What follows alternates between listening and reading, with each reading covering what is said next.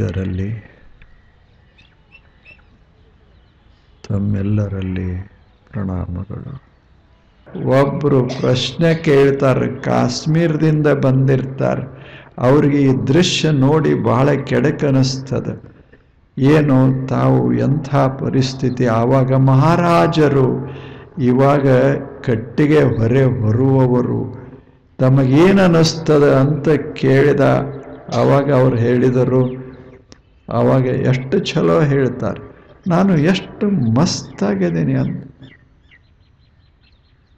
ನಾನು ಎಂಥ ಆನಂದವಾಗಿದ್ದೀನಿ, ಅರಮನೆಯಲ್ಲಿ ಹೇಗಿದ್ದೆ ಅದಕ್ಕಿಂತ ಹೆಚ್ಚು ಸಂತೋಷ ಈಗದೆ. ಕಿರೀಟ ಹಾಕಿಕೊಂಡಾಗ ನಾನು ಏನಿದ್ದೆ ಅದಕ್ಕಿಂತಲೂ ಆನಂದವಾಗಿ ನಾನೀಗ ಹೊರೆ ಹೊತ್ತಾಗ ಇದೆ. ಮನೆಯೊಳಗೆ ಹೋದರೆ ರಾಣಿ ಕಸಗೂಡಿಸೋದು, ಸಾರಿಸೋದು, ಎಲ್ಲ ಅಡುಗೆ ಮಾಡೋದು, ತಿಕ್ಕೋದು, ಒಗೆಯೋದು ಎಲ್ಲ ಮಾಡ್ತಾರೆ. ಕೊನೆಗೆ ಆಹಾರ ಇಬ್ಬರು ಉಣ್ಣೋದೇನು, ಏನು ಸಿಗ್ತದೆ ಅಷ್ಟು ಮಿಷ್ಟಾನ್ನಲ್ಲ. ಎರಡು ಚಿತ್ರಣಗಳು ಸುಮ್ಮನೆ ಜೀವನದಲ್ಲಿ, ಎರಡರಲ್ಲೂ ಮನಸ್ಸು ತೃಪ್ತವಾಗಿತ್ತು. ಯಾಕೆ ಅಂದರೆ ಹೃದಯದಲ್ಲಿ ದೇವನ ಭಾವ ತುಂಬಿತ್ತು, ಹೊರಗೆ ಜೀವನ ತೃಪ್ತವಾಗಿತ್ತು. ಎಂಥ ಜೀವ! ಕಲ್ಪನೆಗಳನ್ನು ಮಾಡೋದೇ ಕಷ್ಟ ಇರುವಾಗ ಜೀವನ ಸಾಗಿಸಿದವರು ಬದುಕ್ಯಾರಲ್ಲ, ಬದುಕಿ ಹೋಗ್ಯಾರಲ್ಲ. ಇದು ಆಶ್ಚರ್ಯ.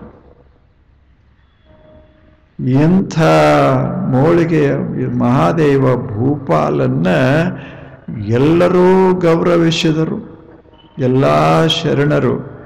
ಅದೊಂದು ಆಶ್ಚರ್ಯ, ಜಗತ್ತಿನಲ್ಲಿಯೇ ಆಶ್ಚರ್ಯ. ಎಂಥ ಮಹಾದೇವ ಭೂಪಾಲ! ಎರಡೂ ಅಷ್ಟೆ.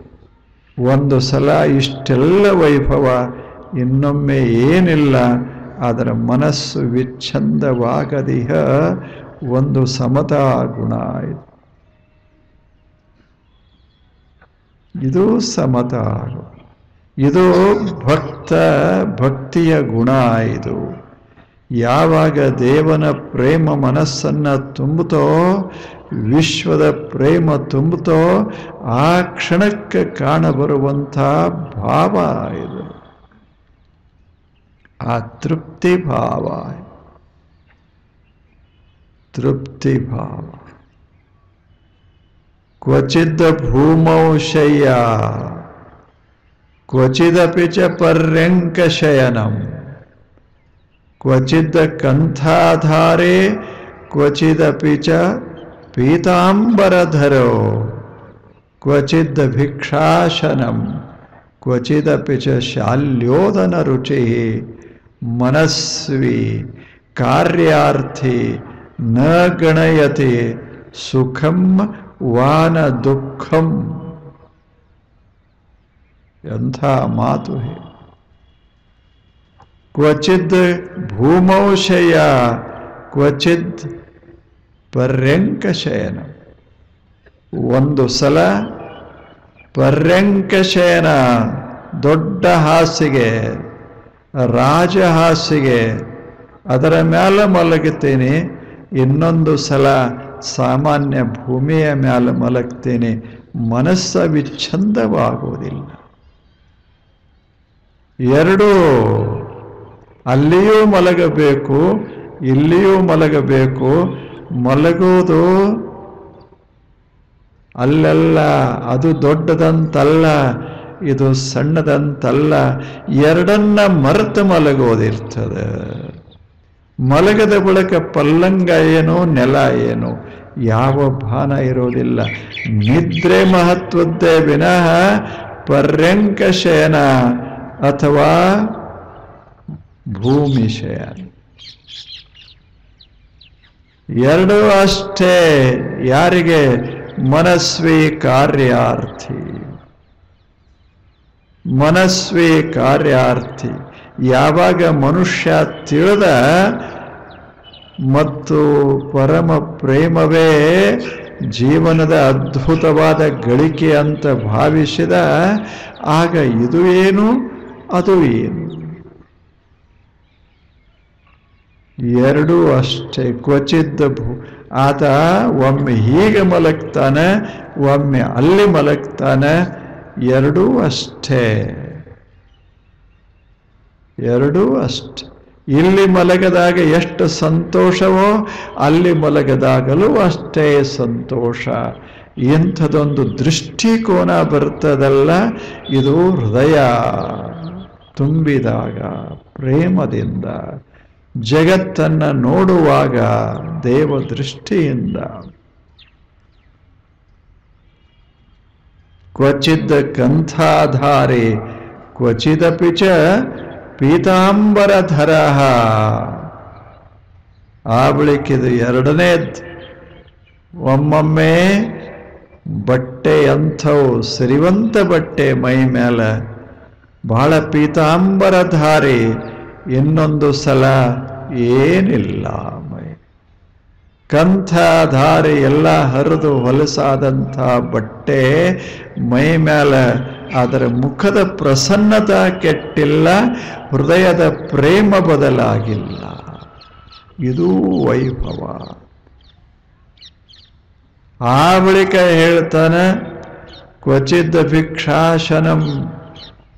ಒಮ್ಮೊಮ್ಮೆ ಭಿಕ್ಷೆಯ ಅನ್ನ ಸುಮ್ಮನೆ ಯಾರೋ ಕೊಟ್ಟ ಒಂದಿಷ್ಟು 4 ತುಣುಕುಗಳು, ಇನ್ನೊಮ್ಮೆ ರಾಜಾನ್ನ. ಎರಡನ್ನ ಊಟ ಮಾಡುವಾಗ ಮನಸ್ಸು ಪ್ರಸನ್ನ, ಮುಖದ ಮೇಲೆ ಪ್ರಸನ್ನತ.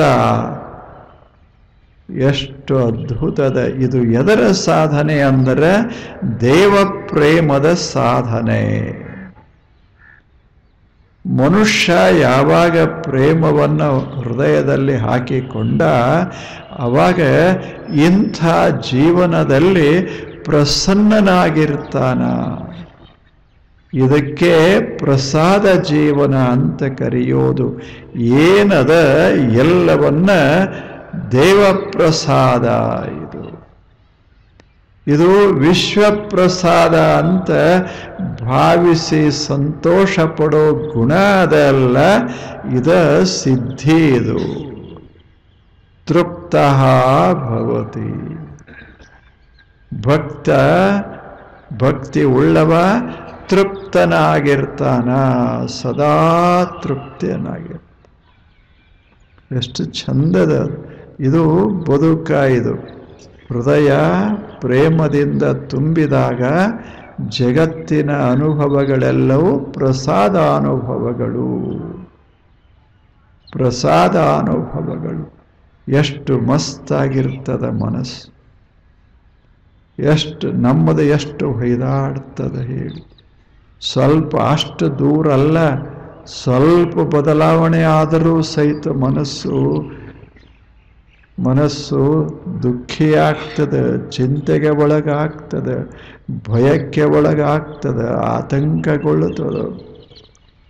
ಸ್ವಲ್ಪ ಬದಲಾದ ಇಲ್ಲವೇನು? ನೀವು ಬರುವುದರಾಗ ಏನೂ ಹಾಸಿಲ್ಲದೆ ಇದ್ರೆ ಮನಸ್ಸು ಹೆಂಗಾಗ್ತದೆ ಹೇಳಿ? ಮನಸ್ಸು ಹೆಂಗಾಗ್ತದೆ? ನಮ್ಮದಲ್ಲ ಹಾಸಿಗೆ, ಯಾರೋ ಹಾಸ್ತಾರೆ, ಚೆನ್ನಾಗಿ ಹಾಸಿರ್ತಾರೆ. ಬಂದು ಒಂದು ದಿವಸ ಕುಂತಿರ್ತೇನೆ, ಮರುದಿವಸ ಅದು ಅಲ್ಲಿ ಇರದಿದ್ರೆ ಎಷ್ಟು ಹೇಳಿ. ಕುರ್ಚಿ ಹಾಕ್ತಾರೆ, ಚಲೋ ಹಾಕ್ತಾರೆ, ನಾಳೆದ ಹಾಕದೇ ಇದ್ದರೆ ಅಥವಾ ಎಂಥದರೆ ಹಾಕಿದರೆ ಮನಸ್ಸೆಷ್ಟು ಬದಲಾಗ್ತದೆ. ಯಾಕೆ? ಹೃದಯದಲ್ಲಿ ಪ್ರೇಮ ಪೂರ್ಣವಾಗಿಲ್ಲ, ದೇವ ಪ್ರೇಮ ಪೂರ್ಣವಾಗಿಲ್ಲ. ಎಲ್ಲವೂ ಅಷ್ಟೆ. ಭೂಮಿಯೂ ಅಷ್ಟೇ ಅದ್ಭುತ ಅಲ್ಲವೇನು? ಅಷ್ಟೇ ಅದ್ಭುತ ಎಲ್ಲವೂ.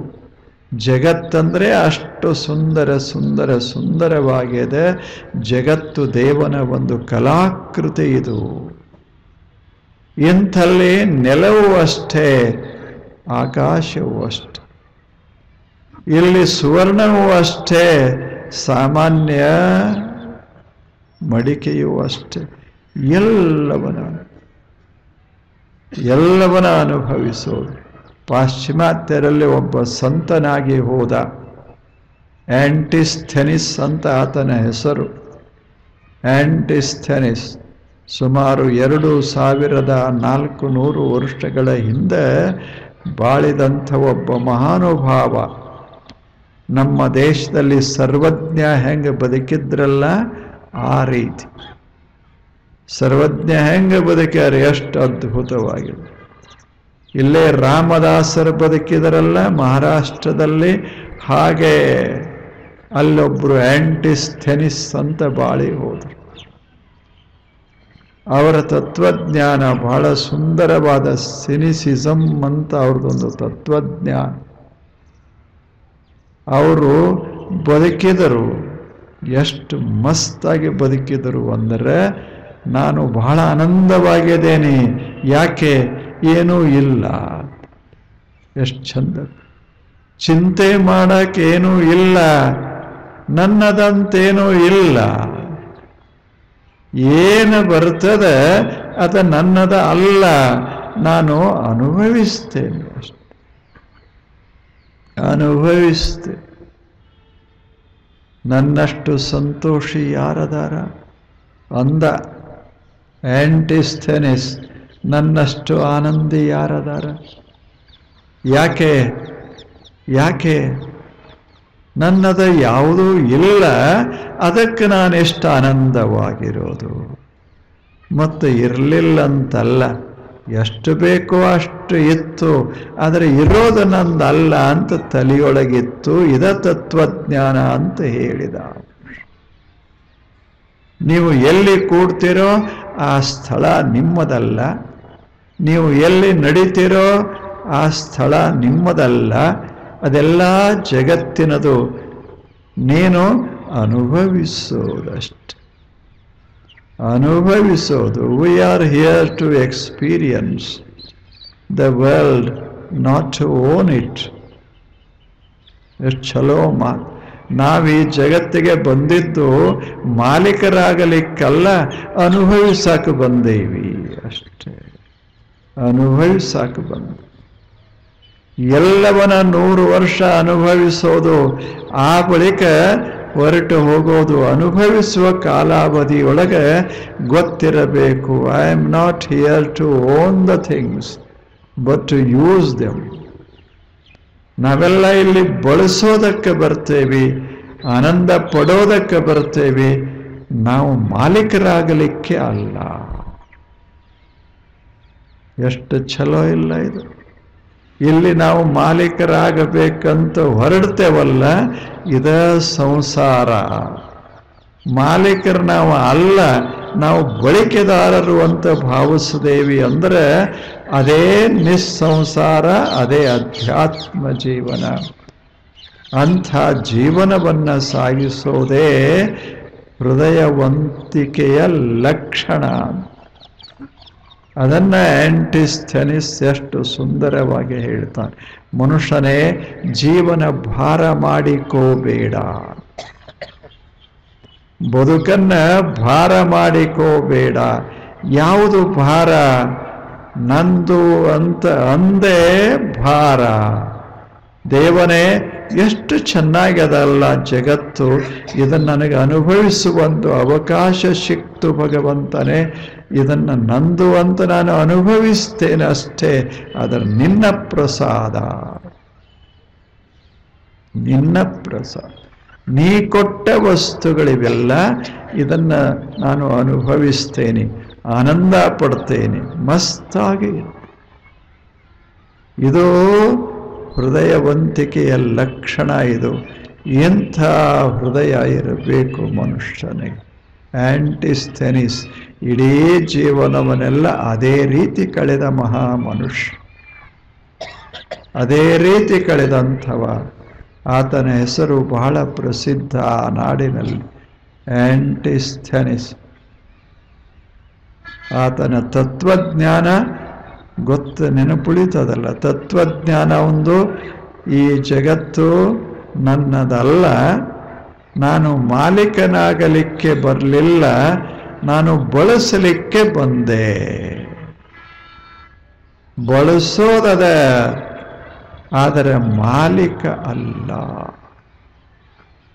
ಹಾಗೆ ನಾವು ಇರೋದು. ನಮ್ಮ ಮನೆ ನಿಜ, ನಮ್ಮ ಪ್ರಪಂಚ, ಎಲ್ಲ ವಸ್ತು ಒಡವೆಗಳು. ಆದರೆ ಪ್ರತಿಯೊಂದು ವಸ್ತುವನ್ನು ಬಳಸುವಾಗ ನಾವು ಬಳಕೆದಾರರು, ಮನೆಯ ಬಳಕೆದಾರರು, ಮನೆಯ ಮಾಲೀಕ ಅಂತಲ್ಲ. ಇದೇ ಅವರ ಭಾವನ. ಇದು ಸಂತೋಷವನ್ನು ಕೊಡ್ತದೆ ಅಂತ ಆಂಟಿಸ್ಥೆನಿಸ್. ಇದನ್ನು ಪ್ರಯೋಗ ಮಾಡೋದು, ಸುಮ್ಮನೆ ಪ್ರಯೋಗ. ಈಗದಲ್ಲ, ನೀವು ಚಪ್ಪಲ ತಂದಿರ್ತೀರಲ್ಲ, ಅದನ್ನು ಸುಮ್ಮನೆ ಕಾಲ ಹಾಕೋದು ಮಸ್ತಾಗಿರ್ತದೆ. ನಾವು ಬಳಕೆದಾರರು, ನಾವು ಮಾಲೀಕರಲ್ಲ. ಮಾಲೀಕರಲ್ಲ. ಆ ಚಪ್ಪಲಗಳು ಹೇಳ್ತಾವ, ಇವರು ಬಳಸ್ತಾರ, ಇವರೇನು ನಮ್ಮ ಮಾಲೀಕರಲ್ಲ. ಮಾಲೀಕರಲ್ಲ. ಯಾವುದೂ ಹೇಳು, ಕುರ್ಚಿ ಸಹಿತ ಎಷ್ಟು ಚಲೋ ಅದಾವ. ಯಾರು ನಮ್ಮ ಮಾಲೀಕರು? ಯಾರಿಲ್ಲ. ಯಾರು ಕುಂತಾಗ ಅವರೇ, ಎದ್ದಾಗ ನಾವೇ. ಇಲ್ಯಾರು ಮಾಲೀಕರು? ಭೂಮಿಯನ್ನು ಒಪ್ಪಿಕೊಳ್ಳೋದಿಲ್ಲ, ವಸ್ತುಗಳು ನಮ್ಮ ಮಾಲೀಕತ್ವವನ್ನು ಒಪ್ಪಿಕೊಳ್ಳೋದಿಲ್ಲ. ನಾನೇ ಹೇಳೋದು ಇದು ಟೇಬಲ್ ನಂದಂತ, ಆದರೆ ಟೇಬಲ್ ಎಂದು ಅದನ್ನು ಒಪ್ಪಿಕೊಳ್ಳೋದಿಲ್ಲ.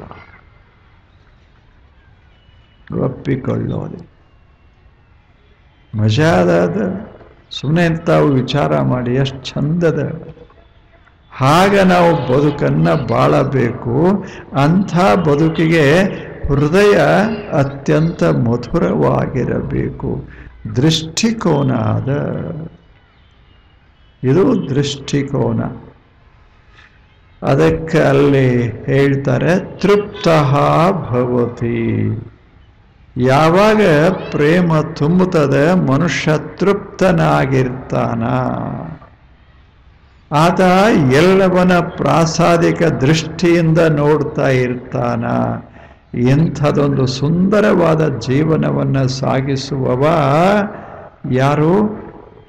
ಭಕ್ತಿ ಉಳ್ಳವ, ಪ್ರೇಮದ ಅಮೃತವನ್ನು ಕುಡಿದವ ಬೇಕು. ಇದು ಸುಂದರವಾದ ಜೀವನದ ರೀತಿ ನೀತಿ.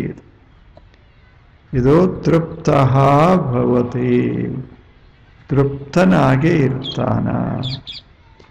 ಇದನ್ನು ಪ್ರಯೋಗ ಮಾಡೋದು. ಈಗದಲ್ಲ, ಇಂದು ಶನಿವಾರ, ಸುಮ್ಮನೆ ಪ್ರಯೋಗ ಮಾಡೋದು. ಏನದ ಇದು? ಪ್ರಸಾದ. ಇದನ್ನು ಅನುಭವಿಸ್ತೇವೆ, ಸಂತೋಷವಾಗಿ ಅನುಭವಿಸ್ತೇವೆ. ಇದು ಸಾಮಾನ್ಯ ಅನುಭವ ಅಲ್ಲ, ದೇವ ಕೊಟ್ಟ ವಸ್ತುವಿನ ಅನುಭವ. ನೀರ ಕುಡಿಯುವಾಗ, ಅನ್ನ ಉಣ್ಣುವಾಗ, ಬಟ್ಟೆಗಳನ್ನು ಬಳಸುವಾಗ, ಮಾತುಗಳನ್ನು ಆಡುವಾಗ, ಎಂಥ ಸುಂದರ ಜಗತ್ತ ಇದು. ಇದನ್ನು ನಾನು ಆನಂದಿಸಬೇಕು, ಅನುಭವಿಸಿ. ಹೀಗೆ ಬದುಕೋ ರೀತಿಯದಲ್ಲ, ಇದು ಅತ್ಯದ್ಭುತವಾದದ್ದು. ಇಂಥ ಬದುಕು ಹೃದಯವಂತನಿಗೆ. ಮತ್ತೆ ನಾಳೆ ಬನ್ನಿ. ನಮಸ್ಕಾರ.